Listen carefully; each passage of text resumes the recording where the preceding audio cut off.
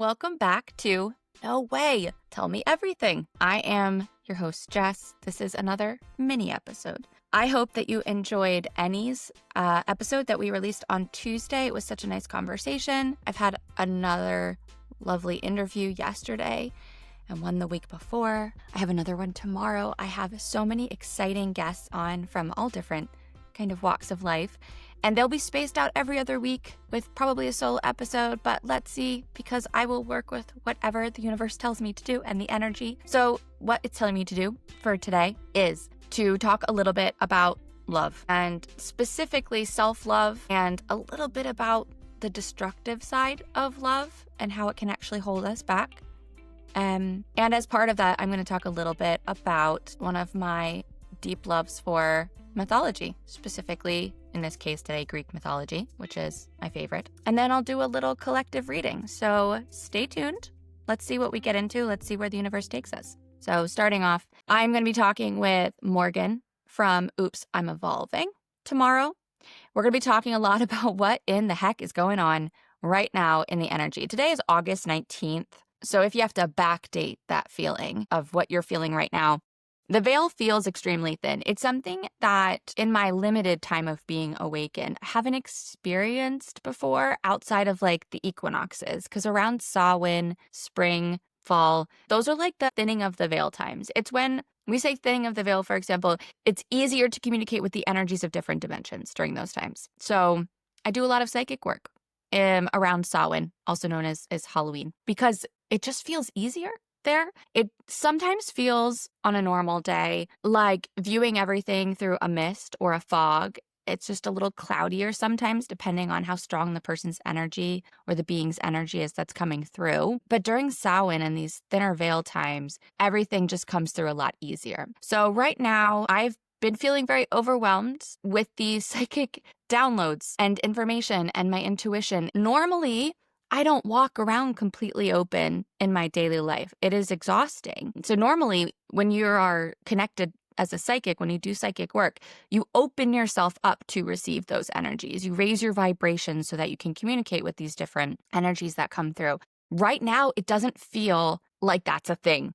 It just feels like I am always on, even when I'm trying to sleep. So I'm not really sleeping. When I sleep, the dreams are crazy, getting so much information in the dreams, which is great. Listen, I'm not complaining. I think this is amazing. I love it. I'm getting these huge hits of clarity. Like I said, I'm going to talk about this more with Morgan and get her view as well, because I know we've been going through some other things, but it is overwhelming in the way that because of all the other planetary energies and other things going on, it's this really pendulum back and forth situation of like clarity, block, clarity, hardship, happiness, sadness, joy, grief. Like it's back and forth. If you've ever seen the Avengers movie, when Loki goes up to the Hulk and he's super, like, haha, and then the Hulk grabs his hand and just continuously smashes him into the concrete over and over. For right now, for me, it feels a little bit like that. So if it feels like that for you too, just keep doing what I'm doing. I keep telling myself one step after the other. Normally, while I jibber jabber, I do some sort of like craft or something to keep myself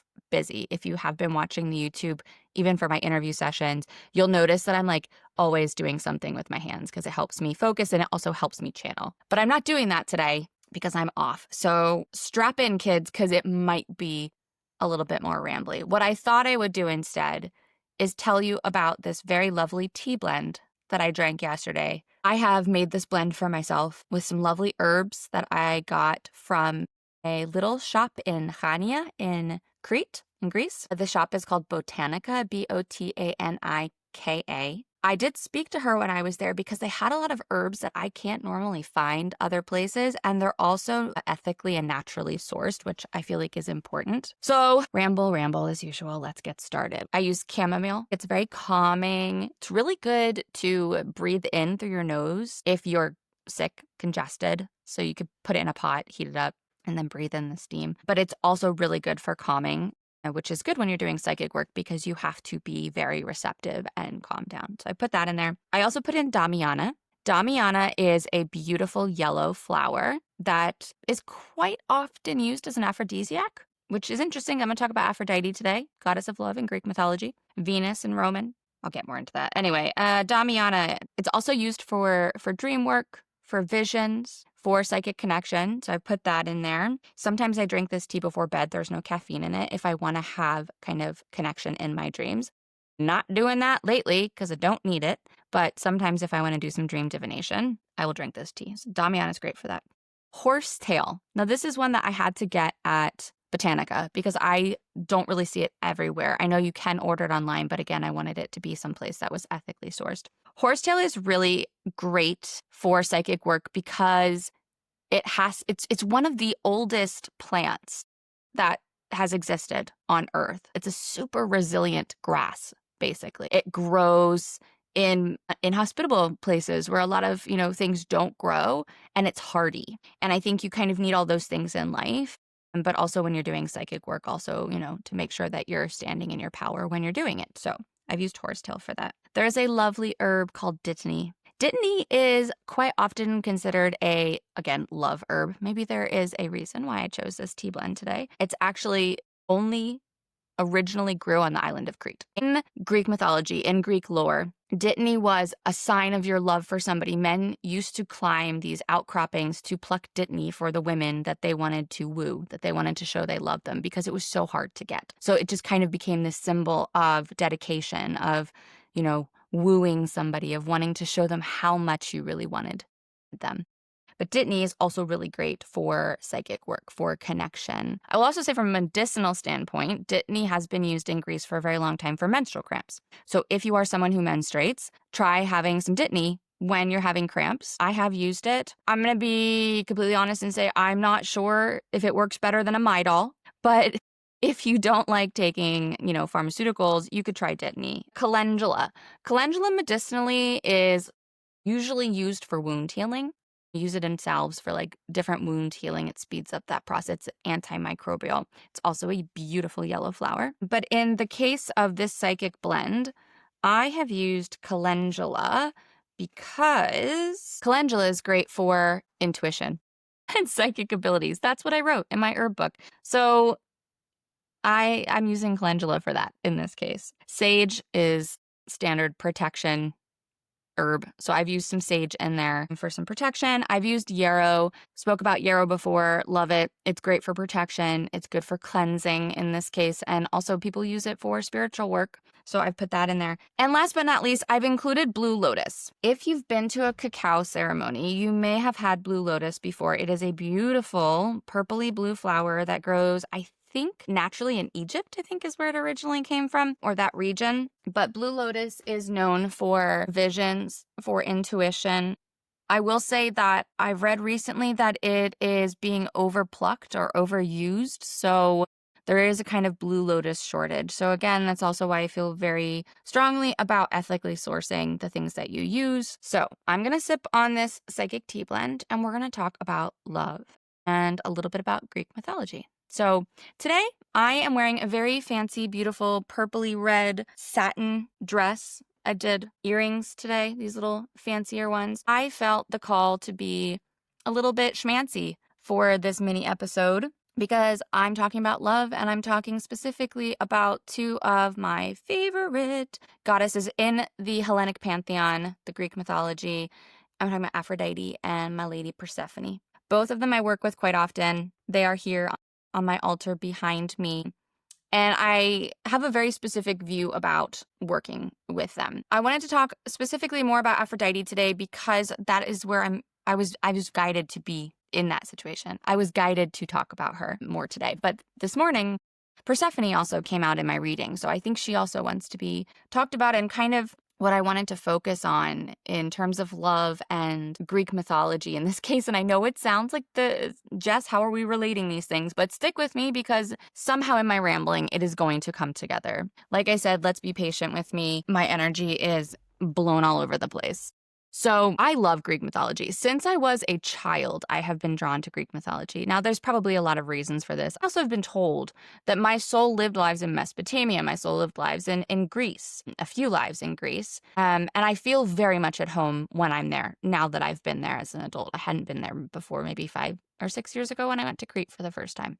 I've always just been very, very drawn to Greek things, Greek mythology, Greek food, I love Greek music, Greek people, everything about Greece. So it makes sense that my soul remembers something from those lives there and identifies very strongly with them. I think, honestly, I was probably some sort of, Aphrodite worshiper at some point, because at the age of 10, after learning about Greek mythology in the school that I went to, I identified very highly with Aphrodite. Now, you should know that when I was 10, I was an extremely awkward child. I think I had about one friend at that time, and I think it was right around the time that she actually left to go to a different school. And, looking back on it, it was the circumstances of I was very eccentric. I had not learned how to mask. I also had a very different background than the people I was going to school with. I was a scholarship kid at a very lovely arts and language private school. Most of the people that were in my school came from very wealthy families.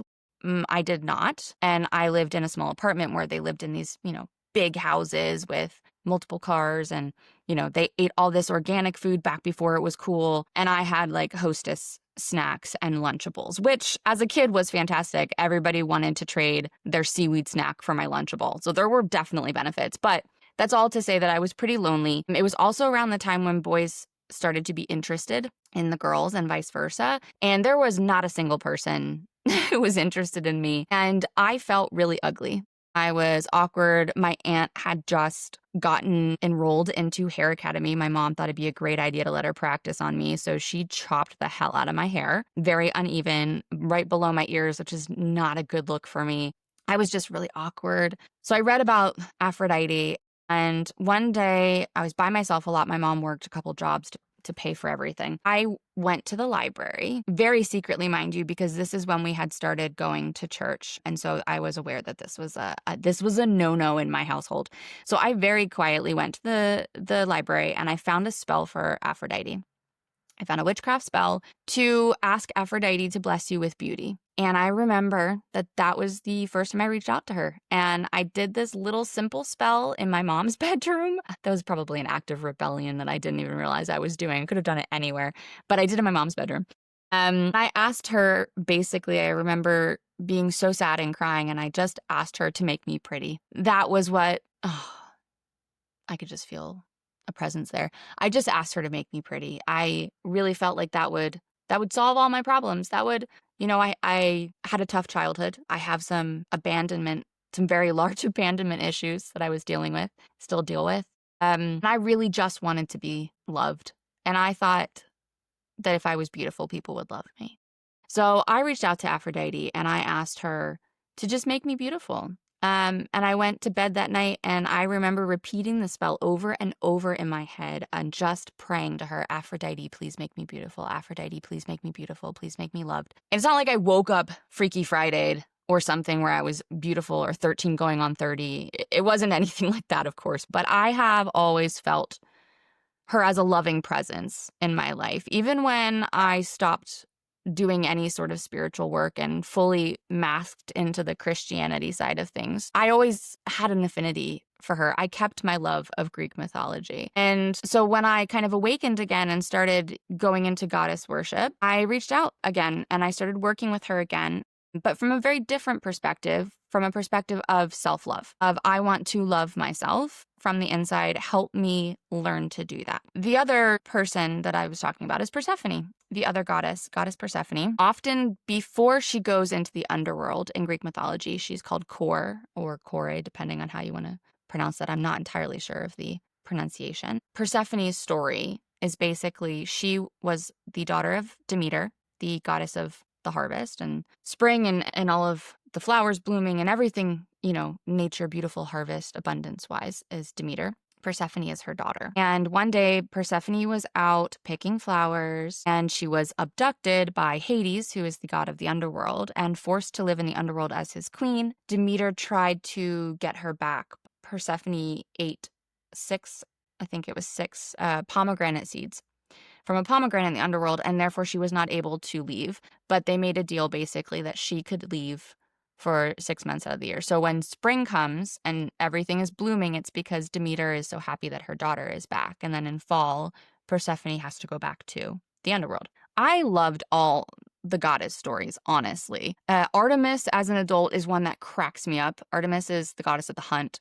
In the Greek mythological stories, it's talked about so much how she did not want to get married and she used to run away from all her suitors, and, she would hide or turn herself into, a white stag or these different things to get away from men. And she lived on this island with all of these naked women, and they just were all these virgins who just didn't want to get married. And it's like, I don't think that they were virgins. I don't think they wanted to get married because they were probably lesbians who loved each other. And, but I'm going to have a guest on, hopefully, who talks about deconstructing the Bible and understanding where all these different books come from and that they're written from men and all these things. And I have the exact same view about mythology, which is basically the people who wrote these stories, who carried down these stories via oral tradition, were men in Greek society. And sometimes they're stories for learning, and sometimes they're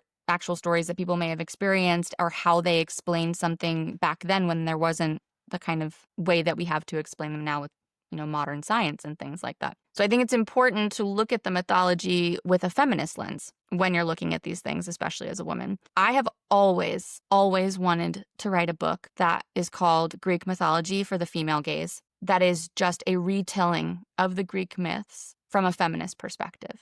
And I'm putting that out there now because I still hope that I will find the time to do this and the support to do this, because there are so many Greek stories that just paint women in these horrible, horrible ways. And the things that happen to them are so victimizing and disempowering. And if we take Aphrodite, for example, I was speaking to a friend of mine the other day about goddess worship and about Aphrodite in specifics. And she was saying that she's quite hesitant to reach out to Aphrodite because of the stories of Aphrodite. She's very vengeful. And if people anger her, she, will kill them. Or, she was blamed for starting the whole Trojan War because people thought Helen was more beautiful than her and she couldn't have that. So she influenced this war. And the way I kind of look at it is, I don't buy it. I just don't buy that. The way that women are villainized. Maybe you've had a different experience with Aphrodite if you've worked with her. I have never had anything but an extremely loving and accepting experience with her. And that's not to say that she can't be angry or vengeful.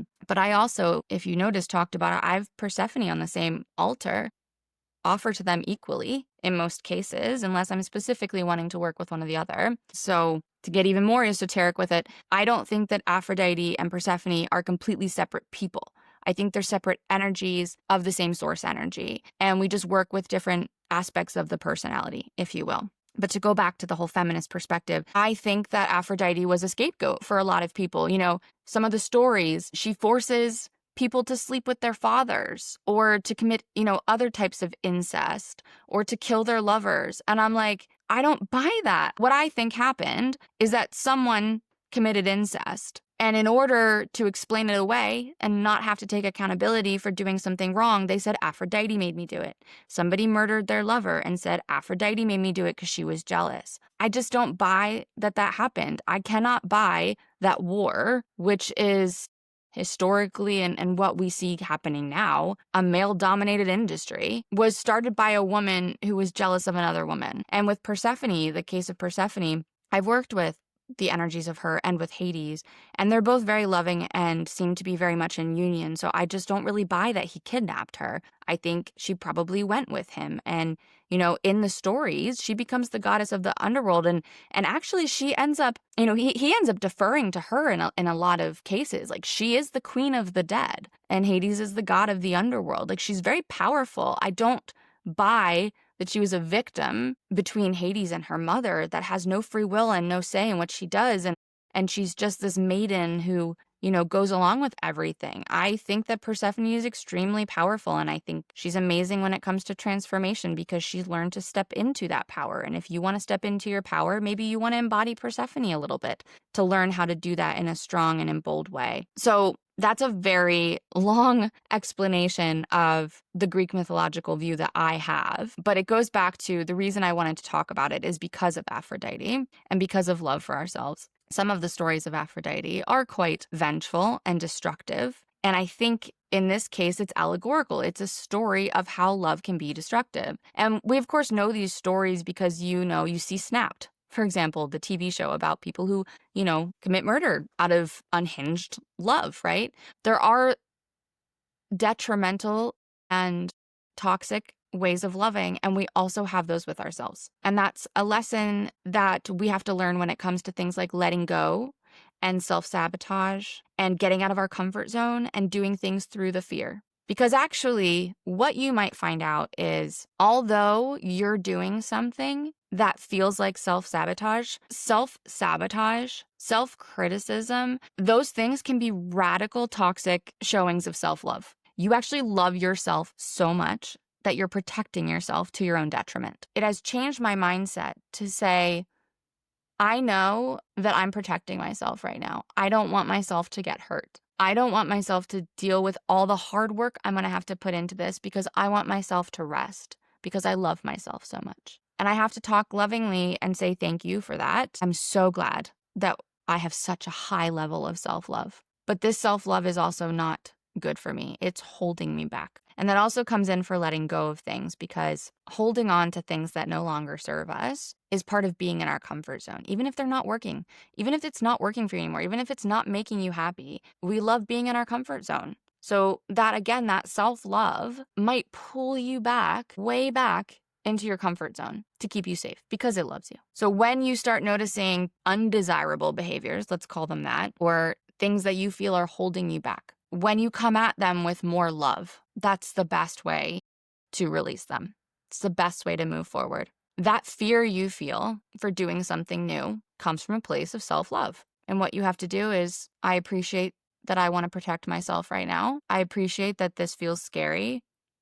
We're going to do it together. I'm going to do it anyway. And if I need to take a break or I need to stop because it feels too hard, I will do that. But I'm going to do it with self-love, not with criticism that I'm not good enough. I'm not going to let these fears of what could happen hold me back just because I want to protect myself, because I love myself. I'm going to assume the best, because we always assume the worst. We always assume it's going to be too much work. It's going to be too hard. People are not going to like it. It's not going to be a success. Whatever the feeling is, we're always assuming the worst. The reality is, dude, what if everything goes amazingly? What if everything I couldn't even imagine happens? And when you're in alignment with your authentic self, when you're taking steps towards a future that lights you up, that brings you joy, that makes you feel like you're living your purpose, everything will work out.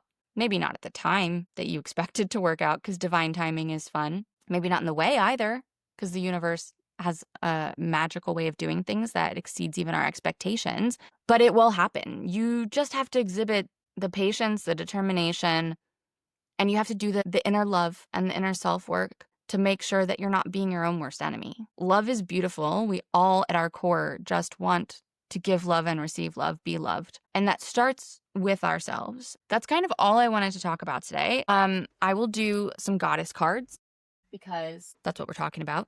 That makes sense to talk about. And let's see which goddesses want to come out today. All right, these are, again, the goddess cards by Colette Baron-Reid. While I'm shuffling, the corrections department has a correction to a previous episode. In a previous episode, I said, your joy is an act of resistance, and I attributed it to a man that I had read the quote from. And I think I even said, this could have been going from a woman, because it happens. And wouldn't you know that is exactly what it was. So a friend of mine, Nicole, posted a video that actually explained where that quote comes from. And it comes from a Black American poet named Antoinette Toy Derrick. And she said that she's a poet. She wrote a poem about the oppression of Black Indigenous people of color, and that their joy is an act of resistance against those who would oppress them. So I just wanted to make sure that credit went where it was due, which is to this lovely poet, Toy. All right, so we got one card, which is Brigid, which is the creative spark. And with this card, with Brigid, who is a Celtic goddess, what it's saying basically is, when you follow the creative spark inside of you, that spark that brings you joy, that makes you happy, that makes you feel lit up from within, when you follow that and you're being authentic to that, that's when things start to flow for you. That's when everything will start to fall into alignment. I mean, a little bit like I just talked about with, you have to trust the universe, that when you're following that, that the good is going to come out of it, that you're going to get where you're trying to go, but you have to keep the spark alive and you have to keep going. You have to keep pushing forward towards wherever it is. And if you don't feel a spark in something, then you put less energy into whatever is draining you and put more energy into what's lighting you up. All right. Oop. All right. We got Artemis. Artemis came through here, as I spoke about. Lovely Artemis. Artemis is talking about focus here. So again, put your focus where your energy feels lit up. We, of course, have to do things that don't light up our energy because life. But when you can put your focus on certain energies and be true to yourself with ma'at, truth, when you put your focus on your authentic self, on your truth, energy goes where your attention flows. So that's also about shifting your mindset. Look at your life and say 3 things that you feel blessed about every day. Try this practice in the morning, in the evening, whenever. If you're feeling like a sudden slump of nothing's working out or you feel like everything is really hard, just stop yourself for a minute. Think of 3 things that make you grateful. Take some deep breaths. And then when you're done, say to yourself, is this situation as bad as I'm making it? Or am I focusing on the things that are going wrong? Because also when your attention goes where when your attention goes to something and your energy flows there, that's the vibration that you're at. So if you're focusing on everything that's not working, you're going to stay in everything that's not working. If you want to transcend to a more authentically aligned timeline or future or actions or manifestation, however you want to talk about it, if you want to be in that dream life, you have to focus on and live in the energy of that dream life as if it's already happening. And Morrigan, the goddess of death and magic. So letting go of things, again, letting go of things that are not serving you any longer. Hecate, in between. Somebody who's listening to this feels like they're in between something. I'm just going to go through these cards. Follow your creative spark, put your focus into it, make sure that it's aligned to you, let go of the things that no longer serve you so that you can welcome in new things and understand that the energy that you're feeling right now is an in-between stage.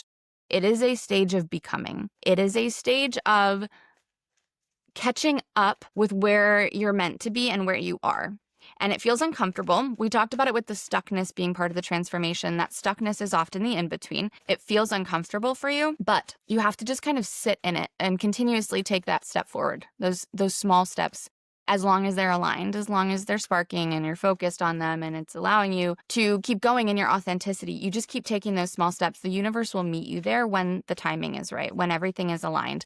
I like to think of the universe as like this gigantic live stage show, where there are so many puzzle pieces, everybody has to play their part and everything has to align up in order for the curtain to open and the show to start. So sometimes we're waiting in the wings and we're ready to go. That new version of us is just so ready to go. We're like, okay, I'm ready for this thing to happen. I'm ready for this manifestation. And the universe is like, no, you're not. So you think you're ready to go on, but you're not actually ready to go on. And then besides that, you know, the main man is in his dressing room still sobering up from the night out and he's got to finish his coffee and the director is stuck in traffic. And so you kind of can feel that feeling of, I want to go. I'm ready to get started. I've done my part. Everything's ready, but everything else isn't. And the universe is telling you here to just stay in that in-between and continue to keep your focus. But there's also something with that Morrigan card with death and letting go. There's something